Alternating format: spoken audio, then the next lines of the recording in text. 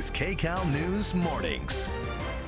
His story is like something out of the movies. In this week's Veterans Voices, hear the triumphant story of a retired naval commander and his fight against prostate cancer.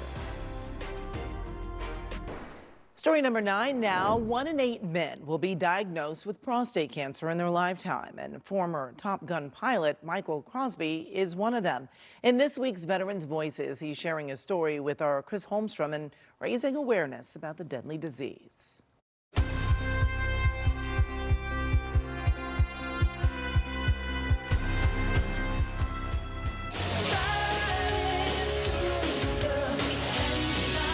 It was 1986. Top Gun had taken over the box office. The first movie I think was made to really bolster the whole recruitment. It accomplished what it was intended to do. That's Mike Bing Crosby, a retired U.S. Navy commander / former Top Gun. I had finished my course through Top Gun about a month before the movie came out in 1986, and it was a wonderful summer. We were heroes at the bar that summer, I'll tell you.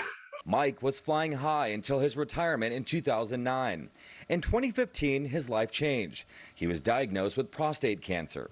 He treated it with radiation, and then 2 years later, it came back. That PSA started to rise again, and it was kind of like, okay, now what?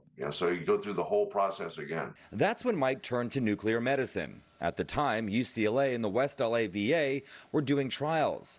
Mike qualified and underwent his first precision imaging with nuclear medicine. Before, you would just do numbers off a blood test, and that was about it. There was nothing else. You would just either, and depending upon what your numbers were doing, the results of these blood tests, you would get staged through this cancer. For Mike, the nuclear medicine found that his cancer spread to one of his lymph nodes.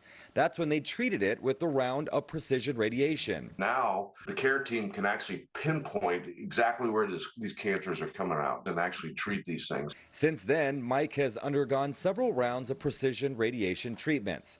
Currently, his numbers are stable, but he knows the cancer could always pop up back again. I am standing here talking to you today because of the change in care as a result of this nuclear medicine. Now he's raising awareness about prostate cancer and making sure everyone 40 and older gets tested, especially our veterans. Chris Holmstrom, KCAL News.